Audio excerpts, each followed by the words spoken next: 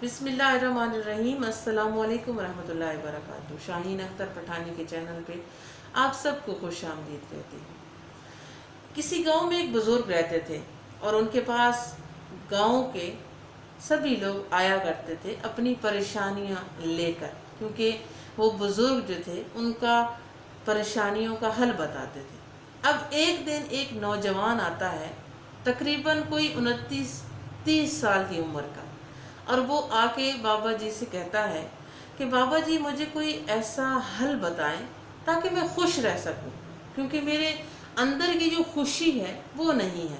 अब बाबा जी उससे कहते हैं कि बेटा आप मुझे ये बताओ कि आप खुशी को क्या समझते हो, आपके नज़दीक खुशी का मतलब क्या है। तो वो शख्स कहने लगा कि बाबा जी मेरे नज़दीक खुशी का ये नज़रिया है कि जब मेरे पास बहुत सारे पैसे होते हैं, जब मेरे पास बहुत सारे लोग होते हैं, मेरे दोस्त मेरे अहबाब इर्द गिर्द मेरे पास होते हैं, तो मैं बहुत ज़्यादा खुश होता हूँ। बाबा जी कहने लगे अच्छा ठीक है, अब ये बताओ कि तुम्हारे नज़दीक गम क्या है। अब वो शख्स कहने लगा कि जब मेरे पास पैसा नहीं होता तो मैं बहुत ज़्यादा गमगीन हो जाता हूँ। बाबा जी मुस्कुराए और कहने लगे कि बेटा तुम्हें तो पता ही नहीं है कि खुशी और गम किसे कहते हैं या इसका मतलब क्या है, ये कैसे मिलती है, ये कैसे इंसान के पास आती है। जब इंसान अंदर से दिल से खुश नहीं होता तो बाहरी चीज़ें उसे खुश नहीं कर सकती। आपके पास जितना भी पैसा हो, जितने भी दोस्त अहबाब हों, रिश्तेदार आपके पास हों, जब तक आपको अंदर अपने दिल से खुशी नहीं होगी तो बाहर की चीज़ें आपको कभी खुश नहीं रख सकती।